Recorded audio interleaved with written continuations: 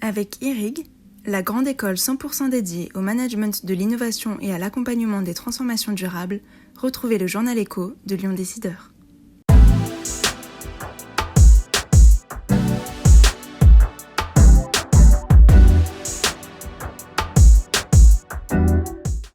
Bonjour et bienvenue dans le journal Écho de Lyon Décideur. Notre invité aujourd'hui, Hervé Legros, PDG du groupe Alila, avec qui nous allons parler de logement social, son cœur de métier, et des besoins immenses de construction en France dans ce domaine. Tout de suite, quelques infos en bref pour commencer, et l'on revient sur cet investissement majeur annoncé par Sanofi à l'occasion de la venue d'Emmanuel Macron à Lyon.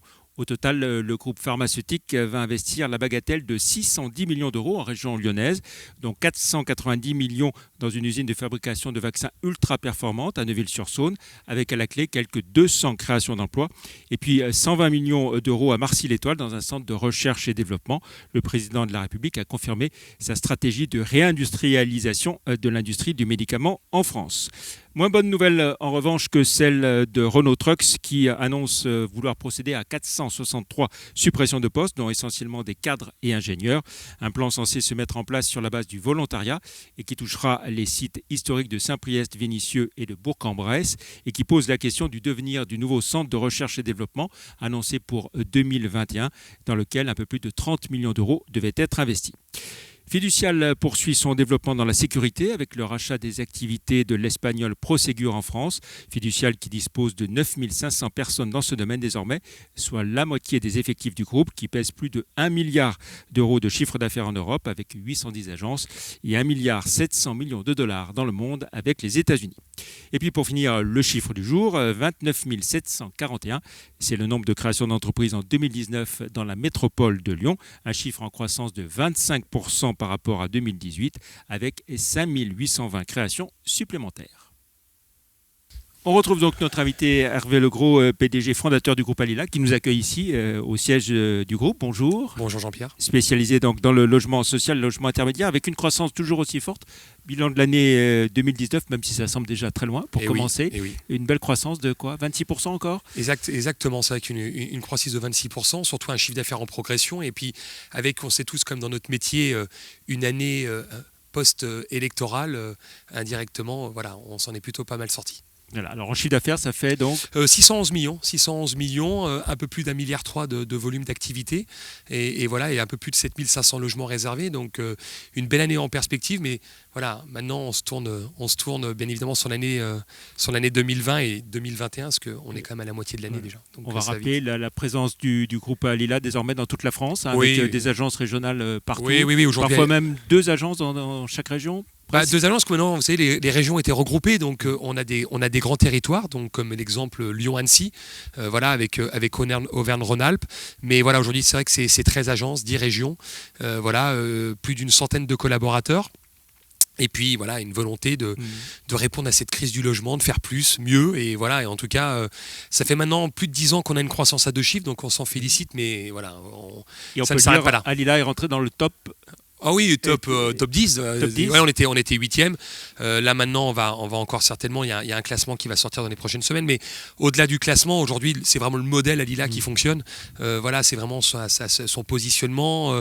Voilà, le positionnement du promoteur du logement pour tous, aujourd'hui, a un vrai sens, en tout cas est très écouté. Et puis surtout, on a démontré depuis de nombreuses années que notre modèle fonctionnait.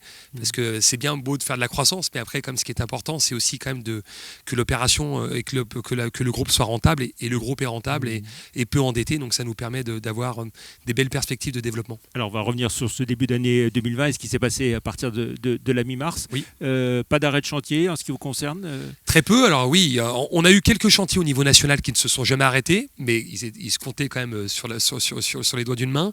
Ensuite on a eu quelques opérations, mais on a été en fait très vite en partenariat avec les entreprises, où on a vraiment souhaité aujourd'hui, main dans la main, redémarrer en tout cas nos activités, parce que vous savez, quand vous arrêtez les chantiers, comme pour eux, comme pour nous, c'est pas de chiffre d'affaires, donc pas de chiffre d'affaires, pas de rentrée d'argent. Et donc à partir d'avril, l'ensemble des acteurs se sont remis au travail, bien évidemment avec les normes de sécurité. On a travaillé avec nos SPS pour pouvoir aujourd'hui que tout le monde puisse travailler en toute tranquillité. Et aujourd'hui, oui, on a 100% de nos opérations qui sont reparties, mais déjà maintenant depuis un mois et demi. Donc c'est quand même intéressant. Bon, ça n'empêchera pas quand même le décalage. Aujourd'hui, on compte chez nous à peu près un trimestre quand même de décalage.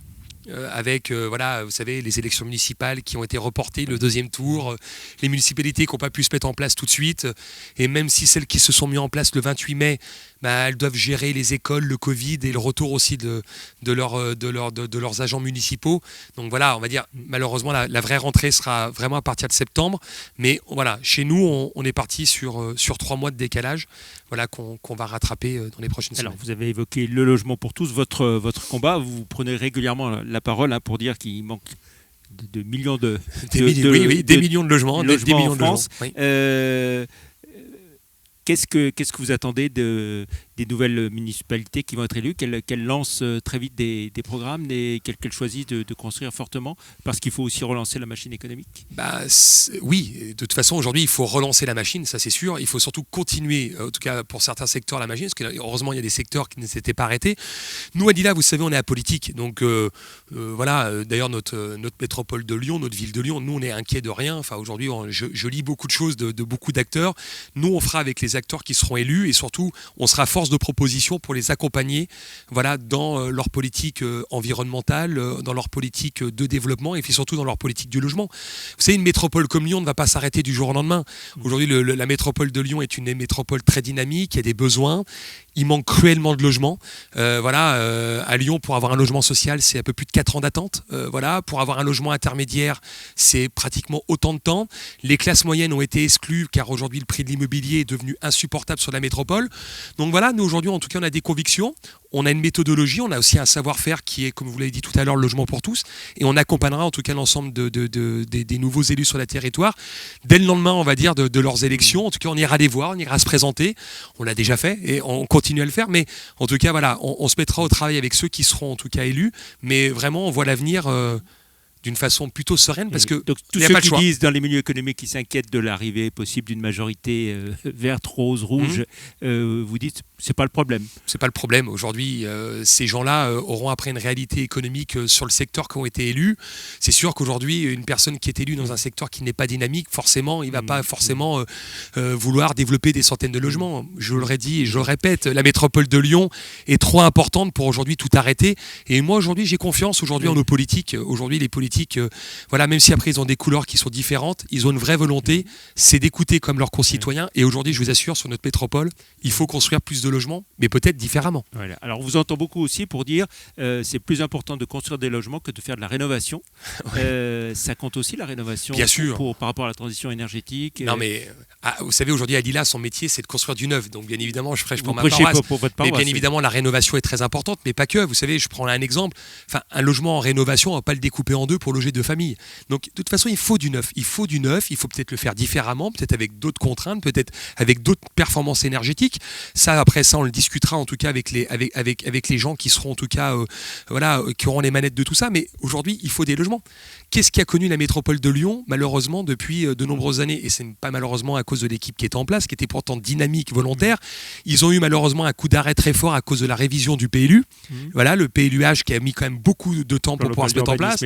Et après, il y a eu malheureusement l'élection municipale. Donc on le sait, il y a un ralentissement. Mais aujourd'hui, il y a une volonté. Je rappelle comme la ville de Lyon, c'est 15 000 nouveaux habitants au minimum par an. Il faut bien les loger. Et si vous voulez, si après on veut faire de la politique et qu'on veut parler après d'une crise qui était pourtant antérieure, mais qui peut peut-être revenir de la crise des Gilets jaunes, c'est quoi? Ce sont des gens aujourd'hui qu'on a expulsés des métropoles, en tout cas des zones tendues, qui parce qu'aujourd'hui n'avaient plus les moyens d'y habiter, et après avec la problématique de la voiture, du temps de transport et du coût de l'essence. Donc aujourd'hui, vous savez, quand on parle de la majorité même écolo verte, aujourd'hui il faut ramener les gens dans les métropoles pour qu'ils puissent utiliser des transports en commun, le vélo pour pouvoir aller sur leur lieu de travail. Donc indirectement, je ne suis pas inquiet parce qu'aujourd'hui, il y a le bon sens qui reprendra tout ça. Et le bon sens aujourd'hui, c'est de mettre à disposition des logements de qualité à prix maîtrisé sur notre métropole qui, vous le savez, les prix ont explosé. Voilà. Et justement, alors si on fait beaucoup de logements, si on en construit beaucoup, indirectement, ça baisse les prix. Les prix flamberont pas. Pourquoi aujourd'hui on a une crise du logement ? Et pourquoi on a une crise des prix ? Parce qu'aujourd'hui, il n'y a pas d'offre. Mais c'est pas qu'à Lyon, c'est sur tout le territoire. Vous savez, aujourd'hui, à Lilla, c'est 13 agences dans 10 régions. Donc, je vous parle d'un sujet national. Il manque cruellement de logements. Et donc, il va falloir faire une politique volontariste de logement. D'ailleurs, ce sera d'où mes propositions, parce que j'ai 12 propositions qui ont été transmises au président de la République et également à Julien de Normandie, qui sont aujourd'hui sur comment aujourd'hui faire un plan de relance qui en plus coûte 0 €. Donc je demande 0 argent public. La seule chose qu'on demande, c'est le raccourcissement des délais pour aujourd'hui qu'on prenne conscience qu'aujourd'hui, il y a besoin cruellement de logements et on le fera. Justement, Hervé Legros, on n'a pas le temps d'évoquer les 12 propositions. Si on devait en citer que 2 ou 3 sur les 12. Raccourcissement des délais, c'est-à-dire qu'aujourd'hui, au contraire, servez-nous de cette crise qui est terrible, qui nous a frappé d'un coup sec ce 17 mars du Covid, pour pouvoir être au contraire aujourd'hui innovant et proposer des choses innovantes. Et moi, aujourd'hui, ce que je propose, c'est aujourd'hui en moyenne, pour avoir un permis de construire, c'est 14 à 15 mois si tout va bien, une instruction de permis. Réduisons de moitié. Donc réduisons aussi les délais de recours des tiers. Un délai de recours des tiers, c'est 2 mois. Faisons 1 mois. Pour aujourd'hui d'avoir Donc raccourcir les délais, d'accord. Et quand vous dites ça coûte rien c'est-à-dire que moi j'ai fait un plan de relance sans demander 1 € d'argent public. Je pense qu'aujourd'hui l'État va suffisamment mettre d'argent dans des secteurs qui sont beaucoup plus touchés. Enfin, je rappelle une chose, l'immobilier n'est pas touché. Il n'y a pas de crise immobilière aujourd'hui. Aujourd'hui, depuis la fin du confinement, les gens veulent acheter des logements. Les gens veulent changer d'habitation. Les gens veulent en tout cas consommer de l'immobilier.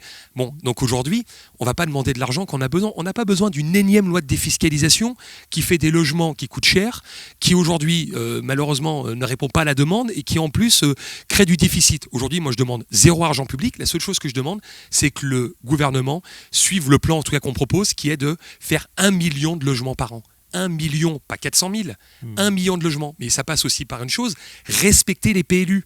Vous savez, chez Adila, on a 30% de casses, de logements qui ne se font pas, car on nous dédensifie les opérations. Vous avez un plan local d'urbanisme, on peut faire 50 logements, on m'enlève 15 logements. Moi, je dis aujourd'hui, laissons ces 15 logements. Là où on peut en faire 50, on vous dit, vous en ferez pas plus de 35 ? 35. Faisons ces 50. N'ayons pas peur de la densification. Travaillons aujourd'hui à faire des logements qui soient modernes. Faisons aujourd'hui des tours de logement. Faisons aujourd'hui des lieux de vie où aujourd'hui on peut retrouver des choses comme cela. Mais surtout, bâtissons. Et je crois qu'aujourd'hui, notre grand drame dans notre pays, depuis 30 ans, il y a une politique du logement malheureusement qui a été loupée. Et on a oublié une chose, c'est aujourd'hui l'offre. Mettez massivement de l'offre dans les métropoles et dans les zones tendues. Sans que ça coûte, vous dites. Sans que Parce ça que coûte. ce qu'on entend Au contraire, souvent, c'est que ça le rapportera. logement social coûte cher, etc. Non, mais le logement social aujourd'hui, c'est un logement qui est financé. Aujourd'hui, les bailleurs sociaux, d'ailleurs aujourd'hui, ils vendent du patrimoine pour pouvoir refinancer. J'ai un chiffre à vous donner. Quand un logement social qui est vendu ancien finance 3 nouveaux logements neufs, donc aujourd'hui, les sujets de financement, il n'y a pas de problème. Vous avez entendu pendant cette période du Covid, les Français ont beaucoup épargné sur leur livret A.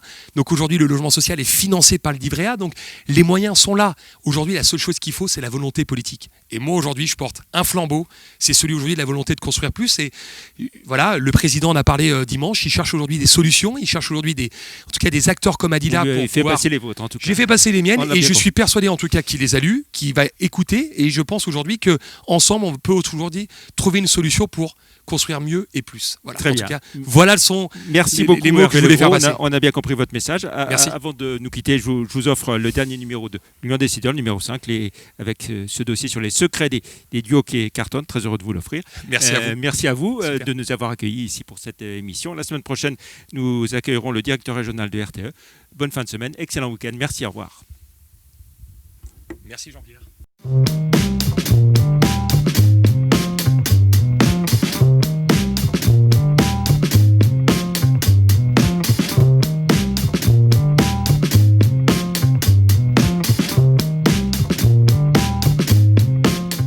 IRIG, la grande école 100% dédiée au management de l'innovation et à l'accompagnement des transformations durables, vous a présenté le journal Écho de Lyon Décideur.